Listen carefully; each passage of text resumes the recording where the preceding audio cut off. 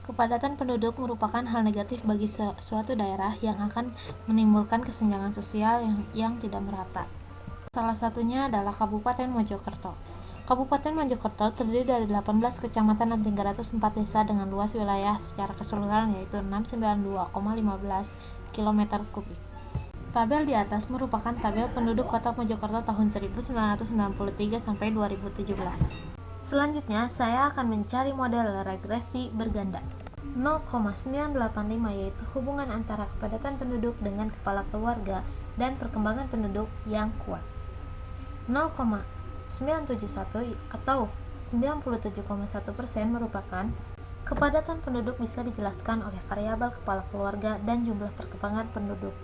Sedangkan sisanya 100% dikurang 97,1% yaitu 2,9% dijelaskan oleh hal lain.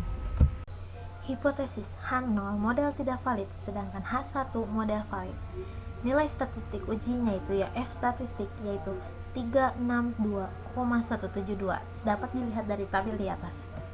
Kriterianya yaitu tolak H0 jika value kurang dari 0,05. Sedangkan di sini 0,00 yaitu merupakan p-value, maka H0 ditolak.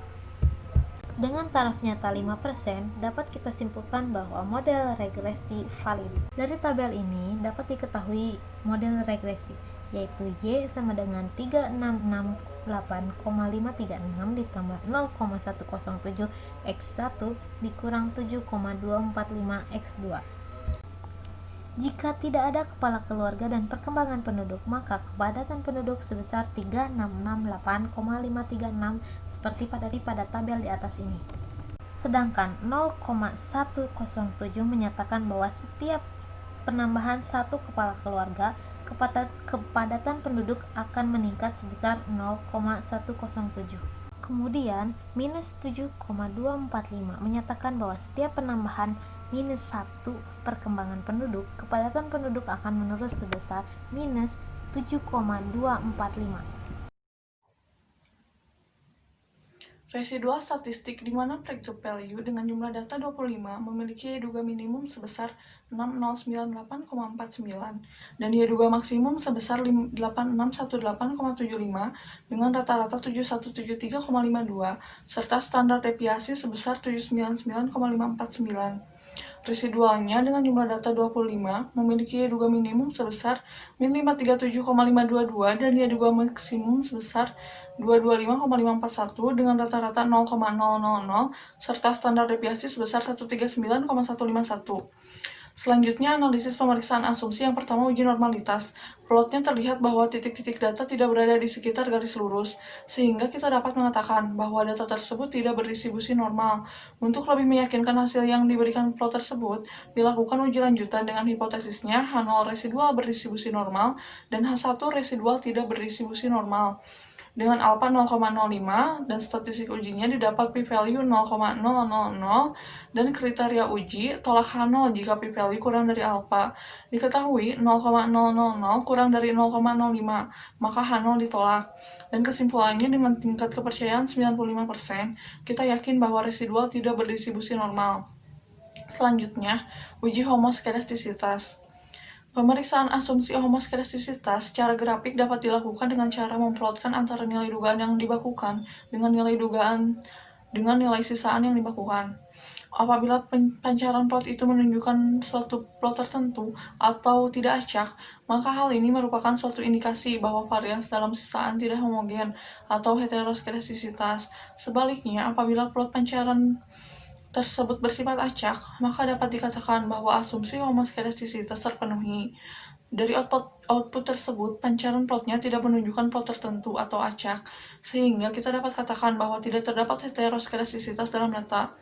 Hipotesisnya, H0 pro sama dengan 0, tidak terdapat heteroskedastisitas, dan H1 pro-nya tidak sama dengan 0, terdapat heteroskedastisitas. Taraf artinya 0,05, statistik ujinya diketahui bahwa korelasi rank Spearman antara EI dengan kepala keluarga diperoleh sebesar 0,557 dengan nilai signifikansi sebesar 0,004 dan korelasi rank Spearman antara EI dengan perkembangan penduduk diperoleh sebesar 0,208 dengan nilai signifikansi sebesar 319.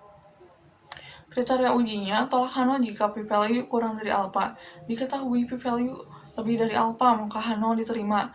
Kesimpulannya, dengan tingkat kepercayaan 95%, kita yakin bahwa tidak ada hubungan linear antara variabel penjelas dan nilai mutlak dari residi yang mengatakan bahwa tidak terdapat heteroskedastisitas. Uji linearitas. Hipotesisnya, H0 tidak terdapat hubungan linear antara kepala keluarga dan perkembangan penduduk terhadap kepadatan penduduk. H1 terdapat hubungan linear antara kepala keluarga dan perkembangan penduduk terhadap kepadatan penduduk dengan taraf nyata alfanya sama dengan 5%. Statistik uji. Dari tabel ANOVA diperoleh bahwa F hitung untuk data ini adalah 363,2 dan diperoleh p-value adalah 0,000. Kriteria uji. Tolak H0 jika p-value kurang dari alfa. Karena 0,000 kurang dari 0,05, maka H0 ditolak. Dan kesimpulan, berdasarkan taraf nyata 5%, dapat dibuktikan bahwa terdapat hubungan linear antara kepala keluarga dan perkembangan penduduk terhadap kepadatan penduduk. Uji multikolenialitas. Nilai korelasi antara variabel kepala keluarga atau X1 dan perkembangan penduduk X2 sebesar 0,241. Karena nilai korelasi berada di bawah 0,5, maka dapat disimpulkan tidak terjadi hubungan korelasi antara kedua variabel bebas tersebut, atau tidak terjadi multikolenialitas. Untuk menguatkan asumsi tersebut, maka dilakukan perhitungan variance inflation factor. Dengan hasilnya, yang pertama, nilai toleransi variabel kepala keluarga atau X1 sebesar 0,942 dan nilai variance inflation faktornya sebesar 1,062. Yang kedua, nilai toleransi variabel perkembangan penduduk atau X2 sebesar 0,942 dan nilai variance inflation faktornya sebesar 1,062. Dengan nilai-nilai tersebut, dapat disimpulkan bahwa nilai toleransi mendekati 1 dan nilai variance faktornya lebih kecil dari 5 atau 10, sehingga tidak terjadi multikolenialitas atau variabel bebas dengan variabel bebas lainnya tidak memiliki hubungan korelasi yang kuat. Kesimpulan keseluruhan, melalui uji ANOVA diperoleh bahwa model regresi antara jumlah kepadatan penduduk dengan jumlah kepala keluarga dan jumlah perkembangan penduduk valid, maka model regresi dapat digunakan untuk memprediksi jumlah kepadatan penduduk. Berdasarkan tabel analisis regresi berganda, diketahui bahwa kepala keluarga dan perkembangan penduduk berpengaruh secara signifikan terhadap kepadatan penduduk pada taraf nyata 5%. Diperoleh bahwa besar hubungan korelasi antara variabel kepadatan penduduk dengan kepala keluarga lebih besar dibanding variabel kepadatan penduduk dengan perkembangan penduduk.